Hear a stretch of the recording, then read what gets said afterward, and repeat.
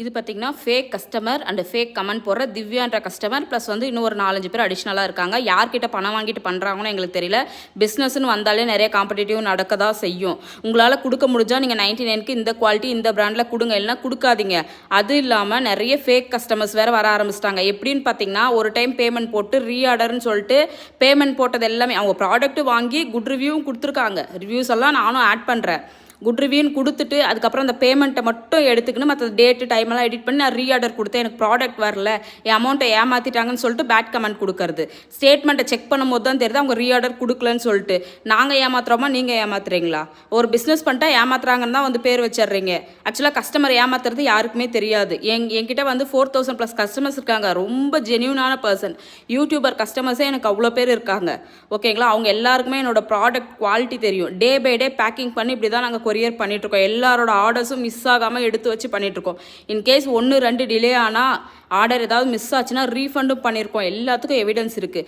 ரீஃபண்டும் வாங்கிட்டு ப்ராடக்ட்டும் வாங்கிட்டு இந்த குவாலிட்டியை நீங்கள் 99 ரூபாய்க்கு எங்கேயும் வாங்க முடியாது. ஆனால் எங்களை பற்றி தப்பாக கமெண்ட் போகிறது. உங்களுக்கு பிடிக்கல எங்கள் ப்ராடக்ட் ரிட்டர்ன் அனுப்பிச்சிட்டு நீங்கள் ரீஃபண்ட் வாங்கிக்கோங்க. இந்த மாதிரி தரமான பொருளை கம்மி ரேட்டு கொடுக்கறது உங்கள் கண்ணை உறுத்துதுன்னா தயவு செஞ்சு வாங்காதீங்க.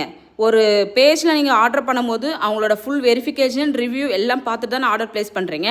நம்பிக்கை இருந்தால் ஆர்டர் பண்ணுங்கள். நம்பிக்கைலாம் தயவு செஞ்சு யாருமே ஆர்டர் பண்ணாதீங்க. ஓகேங்களா? நாங்கள் வந்து ரொம்ப வந்து வாங்க முடியாத பீப்புள், இவ்வளோ ப்ரைஸ்க்கு இது ஆசைப்பட்டு வாங்க முடியாத பீப்புளுக்கு நல்ல குவாலிட்டியில் கம்மி ப்ரைஸில் கொடுக்கணுன்னு தான் இதை ஆரம்பித்தோம். ஓகேங்களா? உங்களுக்கு பொறாமையாக இருந்தால் நீங்கள் வந்து முடிஞ்சால் கொடுங்க, இல்லைனா போயிட்டே இருங்க. சும்மா தேவையில்லாத பேட் கமெண்ட். மெயினாக திவ்யான்ற சிஸ்டர் அவங்க என்னோடய கஸ்டமரே கிடையாது. ஆனால் தேவையில்லாத கஸ்டமர் மாதிரி க்ரியேட் பண்ணிட்டு திரும்புகிறாங்க.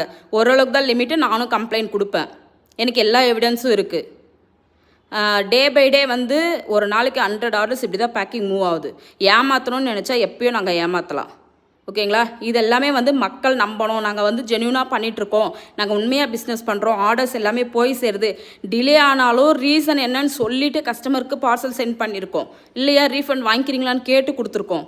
ஓகேங்களா? தயவு செஞ்சு அவங்கவுங்க வேலையை அவங்கவுங்க பாருங்கள். அடுத்தவங்க பொழப்பை கெடுக்கணும்னு சொல்லிட்டு தேவையில்லாத பேட் கமெண்ட் போட்டு உட்காந்துருக்காதீங்க. இது எல்லாமே என்னோடய கஸ்டமர் ஃபீட்பேக்.